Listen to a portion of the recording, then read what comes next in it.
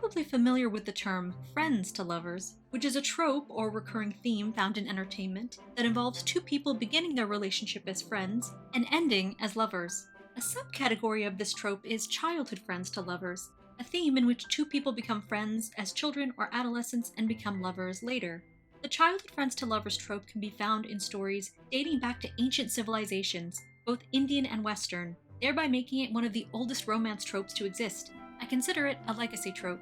Across time, diverse cultures have produced a myriad of stories that fall under this trope in their books, shows, and films. Further, media featuring childhood friends to lovers, released within the last few years, have gained immense popularity, suggesting that consumer demand for this trope is alive and well. And all of this begs the question, why?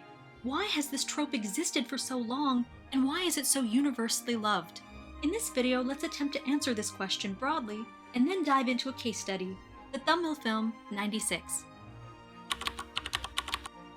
After examining stories containing childhood friends to lovers from South Asia, East Asia, the Middle East, Africa, Latin America, Europe, and North America, I observed that these stories exhibited considerable similarities in their plot structures. They tended to feature two young people who meet because they live close together or attend the same school, develop a strong bond fueled by mutual experiences, values, or perspectives, and at some point realize that their mutual fondness has transformed from platonic affection into romantic love. And although this plot structure tends to be consistent across childhood friends to lovers stories, I don't think it explains why we love the trope. I think we love the trope because of the implied significance of a romance that begins in childhood or adolescence. It forces us to reckon with questions like, what must be true if a relationship begins early and sustains so long? What is the nature of a romance that has an early platonic start? The most distinguishing attribute of childhood friends to lovers is also its greatest strength: time. The time that two characters spend maintaining a friendship adds credence to their eventual love. It speaks to a deep truth that all strong romantic relationships are rooted in friendship. It reminds us that friendship must coexist with romantic love for the latter to be real.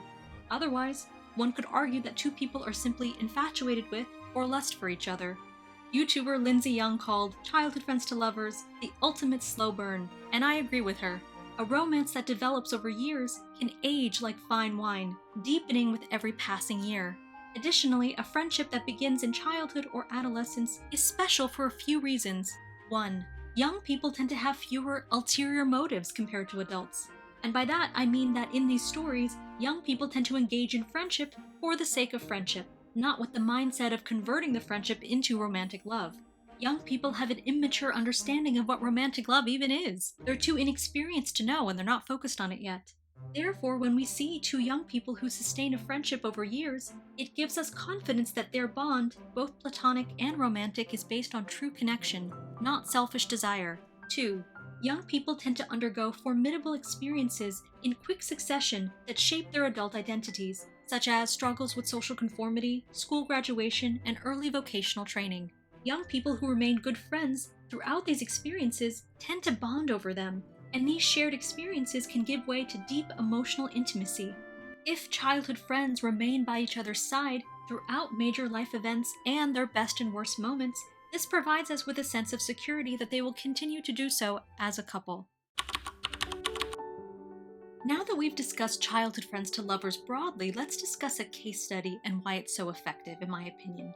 The thumbnail language film 96 follows two people who develop a deep friendship and love as adolescents, get separated, and then meet 22 years later for one night, during which they reminisce about their time in school, discuss how their lives unfolded, and part ways again. Now, on its surface, nothing happens in this film. It's largely comprised of the protagonists walking, talking, and sitting in silence, only to leave each other again. They don't end up together, and we have no reason to believe they will. The woman, Janki, or Janu for short, is married with a child. The man, Ram, has remained single his entire life because he loved her so much. I know, their names are Ram and Janki, it's really cute. It really drives home that they're soulmates. But anyway, this film has resonated with many of us, and I think it's because it aptly uses the childhood friends to lovers framework to enable audiences to root for their romance and experience longing and nostalgia for its retrospective fulfillment, an alternative reality, Ram and Janu become friends during a formidable life stage, high school, when they're both around age 15. And over time, they discover that their mutual fondness has transformed into something else. I say something else because the film suggests that Ram, who falls first, can't articulate what happens to him one day. எனக்கு என்ன நடக்குது ஒண்ணுமே புரியல. ஆனா உள்ளுக்குள்ள ஒரே சந்தோஷம். மனசு கடந்து குதியும் போட்டுக்கிட்டு இருந்தது. Ram's shyness and unintelligible feelings, and Janu's attempts to tease him and get him to confess his feelings both comport with their age and preliminary understanding of what romantic love is. All told, their childhood love is extremely innocent and pure of heart. You can't help but root for them at this stage. But alas, they're separated. Ram has to leave suddenly without saying goodbye to Janu, and she's devastated. 22 years later, when they meet again, the film allows us to witness that Ram and Janu's love remains as innocent as before. While they're both in their mid-30s now, they exhibit mannerisms reminiscent of their childhood selves. Ram can't look Janu in the eyes. When she's near, his heart beats so fast he faints again. And Janu's face exhibits a similar softness and plaintiveness as it did when she was a teenager. The depiction of adults who resemble shy teenagers in love is extremely endearing because it establishes that the nature and intensity of their love has remained intact. It has remained selfless, unassuming, and preserved in their minds, like a dried flower in a book. They've clung to each other's memories like a talisman for all these years. It's so sweet. I want to quickly point out an interesting cinematic choice to have the young Janu enter an empty classroom after what appears to be graduation day in an orange outfit. She's clearly missing Ram, and then the frame gently fades to the present day when she's also wearing an orange outfit and about to come face to face with him again. This color matching might be the film's way of indicating that Janu and Ram are picking up from the very moment when Janu missed him acutely and felt keenly alone. The second element in 96 that drives its effectiveness is how it enables us to long for a reality that never happened. First, the film reveals a moment in Ram and Janu's past when Ram visited Janu at college and asked her classmate to deliver a message to her. Janu spoke sharply to her classmate for bringing her a love letter from someone she believed was a different boy, and Ram, in turn, didn't stay to clarify. He left and never tried to contact her again. In the present day, Ram and Janu are in a cafe, and Ram's students walk in thinking that Janu is Ram's wife.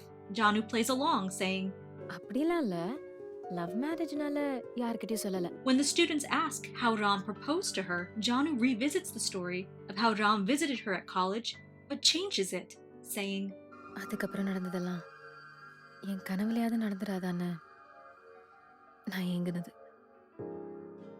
ஏ ராமனை தேடி வந்துட்டான். K Ramachandran பேரை கேட்டதும் கை கால்லாம் உதறல் எடுத்துருச்சு. என்னால நடக்கவே முடியல. ஆனா நான் ஓடிட்டு இருந்தேன். In this imagined version of the story, Ram and Janu were alone on either side of the college, unencumbered by their friends, and Ram was braver, telling the classmate his name clearly, and Janu heard it. From there, Janu ran down and met him, and the rest is history. To see the college scene a second time is so powerful because very little changed between what happened and what could have happened. Ram just needed to be a little braver.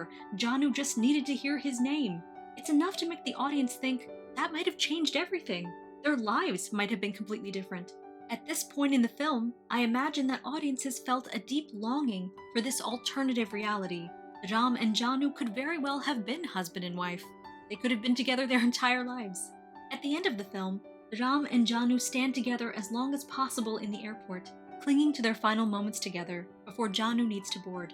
Finally, she covers his face so she can summon the strength to leave him. It's a childlike gesture reminiscent of hide and seek. And then she leaves. Who knows when or if they will ever see each other again. When Ram returns home, he carefully folds her clothes and puts them in his suitcase of her memories, which to me confirms that he won't take Janu up on her suggestion to get married to someone else and have a family. I mean, it's not like he was inclined to do so when she first brought it up, and his obvious continued love for Janu is part of him. He can never think about being with someone else. In total, I think 96 is an incredibly special film because of its effective use of childhood friends to lovers. It low-key makes me want to cry. I love it. As I did my research for this video, and I tried to find examples of childhood friends to lovers, I came to believe that the trope is vastly underutilized in South Asia. It was hard to find modern examples of it, so I encourage entertainment writers to consider it for future projects. It's a powerful trope that can add dimension to a love story by establishing a relationship history between two people.